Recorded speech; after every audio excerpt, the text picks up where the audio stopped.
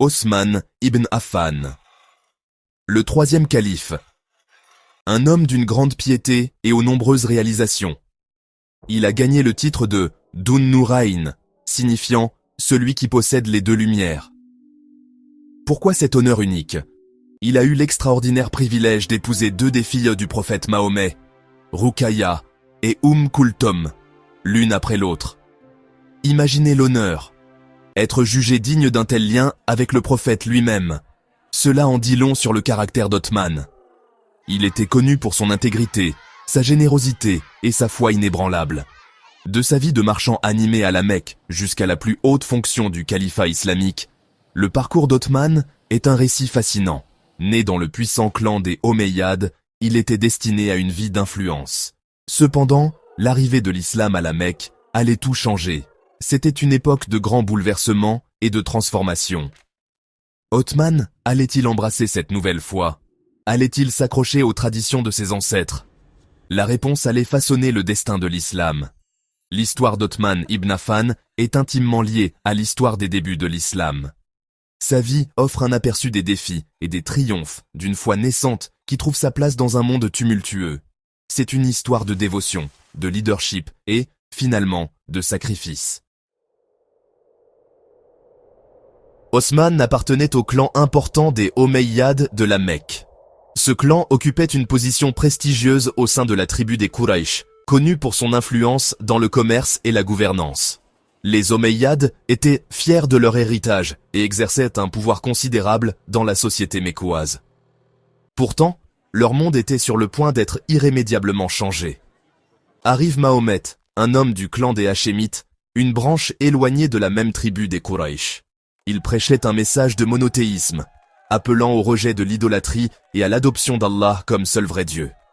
Cette nouvelle foi, l'islam, remettait en question les fondements mêmes de la société mécoise, et les structures de pouvoir traditionnelles, y compris celles des Omeyyades, étaient ébranlées.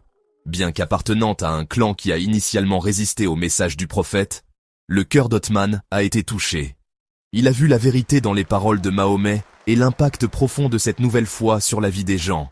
Ce fut une décision difficile, un choix courageux. Se ranger du côté du prophète signifiait tourner le dos à l'ordre établi, risquer la colère de ses propres proches. Le mariage d'Othman avec Ruqayya, la fille du prophète, a encore renforcé son lien avec la communauté musulmane naissante. Cette union n'était pas seulement le mariage de deux individus, mais un symbole puissant de l'acceptation croissante de l'islam parmi les Quraysh. C'était une lueur d'espoir dans une période d'incertitude et de persécution. Les premiers jours de l'islam à la Mecque étaient pleins de dangers. La nouvelle foi, qui mettait l'accent sur l'égalité et la justice sociale, remettait directement en question la hiérarchie sociale existante. L'élite mécoise se sentait menacée. La persécution contre la communauté musulmane naissante s'est intensifiée. Othman, désormais un fervent disciple de Mahomet, a affronté cette adversité de front. Sa richesse, témoignage de son sens des affaires, est devenue une bouée de sauvetage pour les musulmans en difficulté. Il a acheté des puits pour fournir de l'eau potable, aider les pauvres et les nécessiteux, et faciliter le passage en toute sécurité des musulmans fuyant la persécution.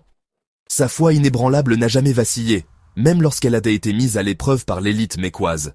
Il a subi l'emprisonnement, endurant les épreuves avec une résilience remarquable. Son esprit est resté intact, sa croyance au message du prophète inébranlable. Il comprenait que le chemin vers l'établissement d'une société juste et équitable serait pavé de sacrifices. Le soutien indéfectible d'Othman à Mahomet lors de la migration cruciale vers Médine, connue sous le nom de Hégire, a démontré son dévouement à la cause. Il a compris l'importance de cet événement capital, le reconnaissant comme un tournant dans l'histoire de l'islam. Il a laissé derrière lui sa vie de confort et de familiarité à la Mecque pour rejoindre le prophète dans la construction d'une nouvelle société fondée sur les principes de l'islam. À Médine, le prophète a établi une communauté musulmane florissante. Othman a continué d'être un pilier de force et de sagesse.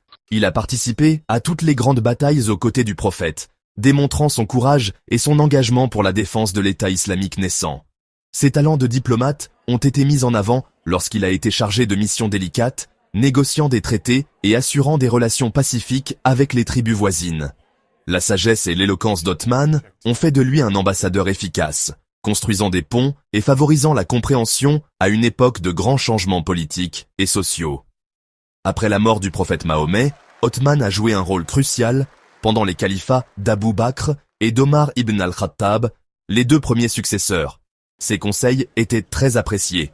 Son expérience et sa connaissance du Coran ont fait de lui un conseiller précieux. À la mort du calife Omar, le manteau du leadership est tombé sur Othman. Il a été choisi comme troisième calife, un témoignage du respect et de la confiance qu'il inspirait au sein de la communauté musulmane. Sa piété, sa sagesse et ses compétences administratives ont fait de lui le choix naturel pour diriger l'empire islamique en pleine expansion. Le califat d'Othman, qui a duré 12 ans, a été une période d'expansion territoriale et de consolidation interne importante pour l'empire islamique. Il a supervisé la conquête de vastes étendues de terre, répandant le message de l'islam de l'Afrique du Nord à la Perse. Pourtant, son héritage le plus durable ne se trouve pas sur le champ de bataille, mais dans le domaine de la foi. Reconnaissant le risque de divergence dans la transmission orale du Coran, Othman a entrepris la tâche monumentale de compiler le livre saint en un seul texte standardisé. Sous sa direction, une équipe de scribes de confiance a méticuleusement compilé les versets, assurant leur exactitude et leur préservation pour les générations à venir. Ce Coran standardisé, connu sous le nom de Codex d'Othman, est devenu le texte définitif du livre saint, unifiant la communauté musulmane sous une écriture commune.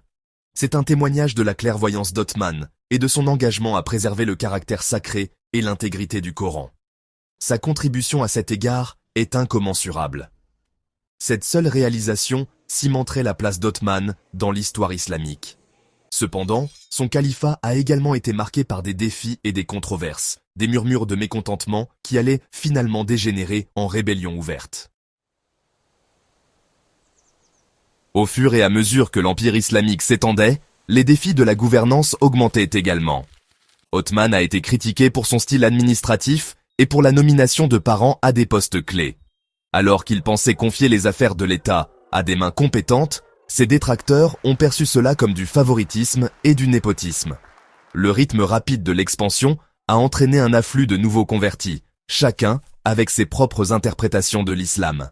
Cette diversité de pensée, bien qu'enrichissante, a également conduit à des désaccords et à des factions au sein de la communauté musulmane. La gestion de ces intérêts concurrents et le maintien de l'unité sont devenus de plus en plus complexes.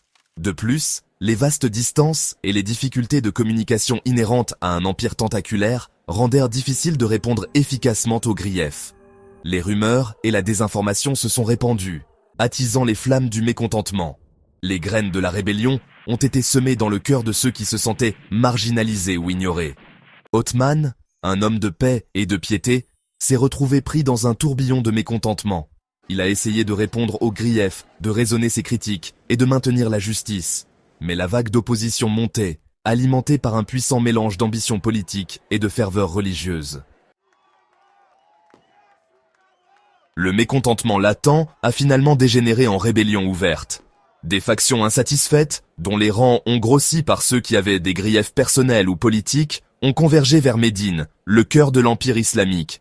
Ils exigeaient le départ d'Othman, leurs cris de justice résonnant dans les rues. Othman, maintenant un homme âgé, s'est retrouvé assiégé dans sa propre maison. Malgré l'escalade de la violence, il a refusé de verser le sang, croyant que l'usage de la force contre ses coreligionnaires musulmans serait un péché grave. Il s'accrochait à l'espoir que le dialogue et la raison pouvaient encore prévaloir. Les jours se sont transformés en semaines, le siège s'éternisant dans une impasse tendue. La nourriture et l'eau se raréfiaient, l'air s'est épaissi d'anticipation et de peur. Les compagnons fidèles d'Othman, dont beaucoup étaient membres de sa propre famille, sont restés à ses côtés, déterminés à le protéger jusqu'à la fin. L'histoire se souvient d'Othman pour sa nature douce et son engagement indéfectible envers la paix. Même face à un danger imminent, il a refusé d'abandonner ses principes. Il a choisi la compassion plutôt que la confrontation, recherchant la réconciliation même lorsque ses ennemis se rapprochaient.